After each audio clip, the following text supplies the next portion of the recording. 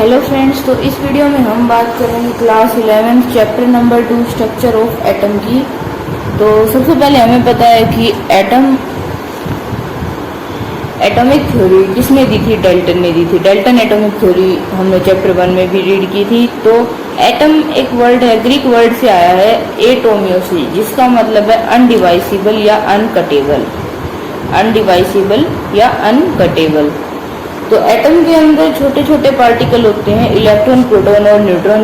इन तीनों को हम फंडामेंटल पार्टिकल भी बोलते हैं। और इसके अलावा 35 सब एटॉमिक पार्टिकल भी आज के दिन अवेलेबल हैं। बट अभी भी कुछ क्वेश्चन पेंडिंग थे। जब तक डाल्टन आया कोई भी ये एक्सप्लेन नहीं कर पाया था कि एटम की स्टेबिलिटी क्या है। How can we account the stability of atom? एक एलिमेंट दूसरे एलिमेंट से अलग कैसे है? On the basis of chemical and physical property. How do atom combine together to form a molecule? Atom combine कैसे होते हैं एक molecule बनने के लिए? What is the origin and nature of electromagnetic radiation? ये सारे सवालों के जवाब हमें इस चैप्टर में मिलेंगे और ये चैप्टर बहुत ही इम्पोर्टेंट है। तो इसकी रेगुलर वीडियोज आएंगे और आप हर वीडियो रेगुलर देखते रहना। तो सबसे पहले इस चैप्टर के अंदर हमारे पास एक साइंटिस्ट आए, माइकल फैराडे, जिन्होंने बोला था इलेक्ट्रिसिटी पास हो जाती है इलेक्ट्रोलाइटिक सॉल्यूशन के अंदर से। इलेक्ट्रोलाइटिक सॉल्यूशन जो हमने क्लास 10th में पढ़ा था, आयनिक कंपाउंड थे जैसे NaCl, एक्वस या वाटर में से इलेक्ट्रिसिटी पास होती है, ये फैराडे ने बताया था। इसके बाद एक साइंटिस्ट आया, इसके बाद जो साइंटिस्ट आए थे विलियम क्रूक 1879 में आए थे। इसने एक ट्यूब ली, ग्लास ट्यूब, और दोनों साइड मेटल लगा दी। इसको इसने एक डीसी बैटरी के साथ जोड़ा। डीसी बैटरी लगभग हाई वोल्टेज की रखी थी, उसमें हाई वोल्टेज पावर थी यानी कि पोटेंशियल, हाई वोल्टेज की पावर रखी थी। और पॉजिटिव को साइन दिया था, पॉजिटिव को नाम दिया था एनोड और नेगेटिव को नाम दिया था कैथोड। अब एक्सपेरिमेंट शुरू होता है किसके अंदर? विलियम क्रूक की ट्यूब के अंदर। इसको हम क्रूक ट्यूब बोलते हैं, ठीक है, क्रूक ट्यूब। ये एक्सपेरिमेंट इसलिए चल रहे थे कि हमने यहाँ पर डिस्कवरी करनी थी, इलेक्ट्रॉन, प्रोटॉन और न्यूट्रॉन की डिस्कवरी करनी थी। तो अब देखो यहाँ पे ये उसने जो दे रखा था क्रूक ट्यूब, ये पूरी ग्लास की बनी हुई थी और इसके अंदर कोई गैस फिल थी जैसे नियोन, आर्गन, कोई भी। और इस साइड कैथोड, इस साइड एनोड, ऊपर वैक्यूम पंप। वैक्यूम पंप का काम होता है प्रेशर को कम करना, मतलब कि प्रेशर को कम करना शुरू कर दिया इसने, ठीक है। तो यहाँ पे जैसे ही हमने 10,000 वोल्ट की बैटरी लगाई, डीसी बैटरी यानी कि direct current, high pressure 1 atm था, तो इलेक्ट्रिसिटी फ्लो नहीं थी।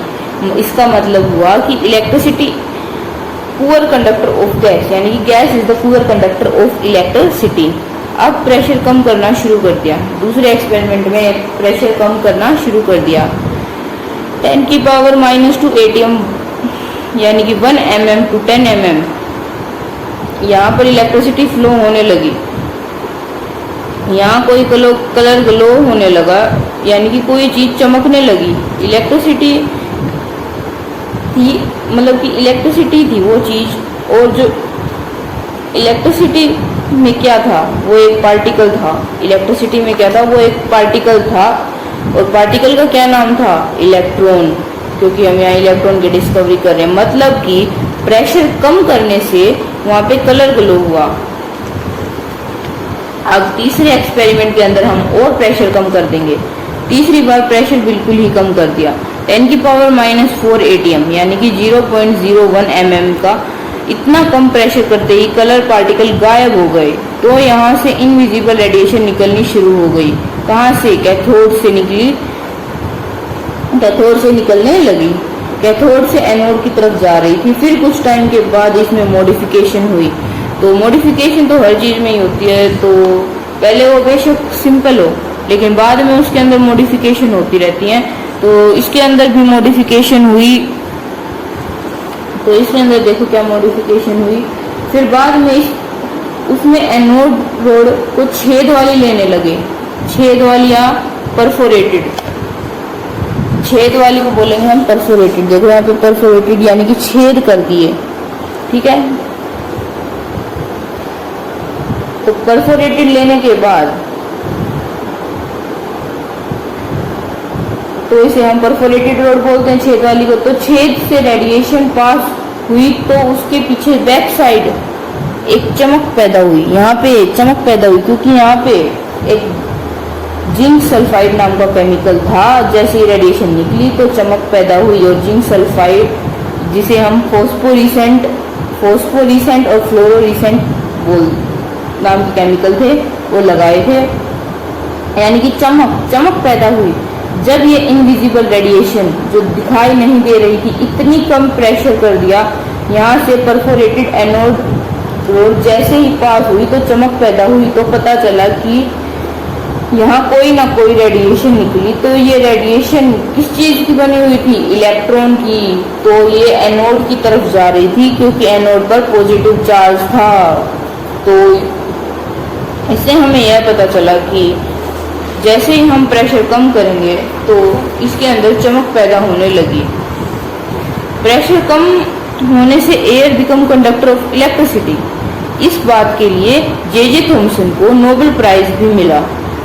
मतलब कि प्रेशर ज्यादा होने से एयर कंडक्टर नहीं होती इलेक्ट्रिसिटी की, लेकिन कम होने से यानी कि प्रेशर डाउन करने से air become the conductor of electricity. अब हम प्रॉपर्टीज जानेंगे कैथोड रेज की।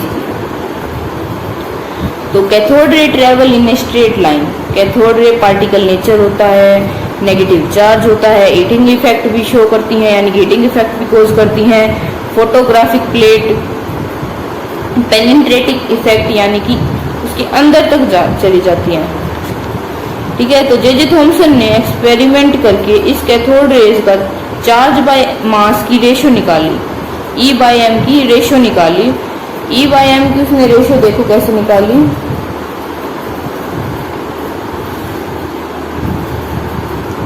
तो ऐसे उसने चार्ज बाय मास की वैल्यू निकाली। E यहाँ पे पावर ऑफ इलेक्ट्रिक एनर्जी है और H का स्केल यानी कि मैग्नेटिक फील्ड, R यानी कि radius of curve.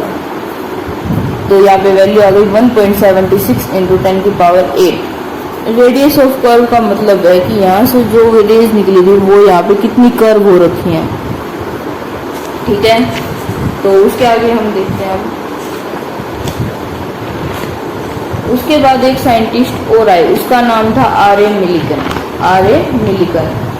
R.A. Millikan ने ऑयल ड्रॉप एक्सपेरिमेंट करके R.A. मिलिकन ने चार्ज मतलब कि उसने चार्ज निकाला था एक इलेक्ट्रॉन का, ठीक है, बाय ऑयल ड्रॉप एक्सपेरिमेंट। तो उसने चार्ज की वैल्यू क्या निकाली थी? 1.6 × 10⁻19। तो चार्ज की सबसे बड़ी यूनिट होती है Faraday. 1 Faraday is equal to 96,500। सबसे छोटी यूनिट होती है इलेक्ट्रोस्टैटिक यूनिट। और इलेक्ट्रॉन के ऊपर चार्ज निकाला उसने कौन से मेथड से? ऑयल ड्रॉप एक्सपेरिमेंट से। तो अब ऑयल ड्रॉप एक्सपेरिमेंट देखते हैं हम। तो उसने एक चैम्बर बनाया, उसमें ऊपर एक एटमाइजर यानी कि कुछ छिड़कने का, जैसे डीओ कुछ भी छिड़कते हैं हम, वैसे एटमाइजर लगा रखा था तेल छिड़कने के लिए। चैम्बर के नीचे एक प्लेट लगा रखी थी, उसमें एक छेद था। जब ऑयल ड्रॉप उस छेद से नीचे गिर रहा था उसके अंदर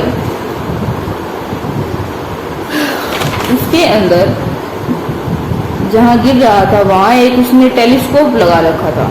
जहाँ से गिर रहा था वहाँ पे उसने एक टेलीस्कोप लगा रखा था और टेलीस्कोप के साथ वो एक्स-रे डाल रहा था ताकि इलेक्ट्रॉन की ड्रॉप के ऊपर का चार्ज हम फाइंड आउट कर सकें। दो प्लेट के बीच में ऑयल ड्रॉप ना तो नीचे गई ना तो ऊपर गई, फिर क्योंकि उसके ऊपर प्लेट के ऊपर चार्ज था पॉजिटिव और नीचे नेगेटिव। ऑयल पे चार्ज नेगेटिव आ गया क्योंकि ये एक्स-रे डाल रखी थी। इस दौरान उसने बहुत सारे फॉर्मूले लगाए तो उसने इलेक्ट्रॉन की वैल्यू फाइंड आउट की। बहुत सारे फॉर्मूले लगाने के बाद उसने एक इलेक्ट्रॉन की वैल्यू फाइंड आउट की। इलेक्ट्रॉन की वैल्यू R.A. मिलिकन ने निकाली थी। अब इससे हमें ये पता चल चुका है R.A. मिलिकन ने किस चीज से निकाली थी? ऑयल ड्रॉप एक्सपेरिमेंट से। तो तो यहाँ से क्वेश्चन आ सकता है कि इलेक्ट्रॉन की वैल्यू किसने फाइंड आउट की थी? R.M. मिलिकन ने। तो उसने कितनी बताई थी वैल्यू? तो ये उसने वैल्यू बताई थी। इस E की वैल्यू से हम E/m की रेशियो यानी कि चार्ज बाय मास की रेशियो में पुट करेंगे तो हमारे पास m यानी कि मास आ जाएगा, मास ऑफ इलेक्ट्रॉन। तो इलेक्ट्रॉन का मास अब देखते हैं कैसे फाइंड आउट करेंगे हम। जो हमारे पास वैल्यू दे रखी थी, इलेक्ट्रॉन की वैल्यू आई थी, उसको उसकी जगह E की जगह पुट, तो ऐसे उसने चार्ज बाय मास से मास ऑफ इलेक्ट्रॉन निकाला। E/m is equal to 1.76 into 10⁸ put करके फिर इलेक्ट्रॉन का मास लिख दिया, फिर हमारी वैल्यू आ गई। तो ऐसे हमारे मास ऑफ इलेक्ट्रॉन आ गए। तो मास ऑफ इलेक्ट्रॉन होता है 9.1 इंटू 10⁻28 ग्राम। तो ये याद रखना। अब इलेक्ट्रॉन का मास है वो 1/1837 ऑफ हाइड्रोजन के इक्वल है। मतलब कि इलेक्ट्रॉन का मास है वो 1/1837 में भाग हाइड्रोजन के इक्वल है। तो इलेक्ट्रॉन की डेफिनेशन क्या बनी? Electron is the fundamental particle which having negative charge that mass equal to be 1/1837 of the hydrogen atom. तो ऐसे हमारे पास इलेक्ट्रॉन की डिस्कवरी हुई। नेक्स्ट वीडियो में हम अब डिस्कवरी करने जाएंगे प्रोटॉन और न्यूट्रॉन की। तो हमारे साथ बने रहिए, रेगुलर वीडियोस आ रही हैं चैनल के ऊपर, आप देखते रहिए और सपोर्ट करते रहें हमें। तो नेक्स्ट वीडियो में मिलते हैं जिसमें हम प्रोटॉन और न्यूट्रॉन की डिस्कवरी करेंगे। तब तक के लिए आप इलेक्ट्रॉन की डिस्कवरी अच्छे से अंडरस्टैंड कर लेना इससे देखकर। तो ठीक है, मिलते हैं हम नेक्स्ट वीडियो में। और अगर कोई भी डाउट हो तो आप नीचे कमेंट सेक्शन में बता या फिर पूछ सकते हैं मुझसे बेझिझक होके। तो मिलते हैं हम आपको अपनी नेक्स्ट वीडियो में। तब तक के लिए take care and bye bye.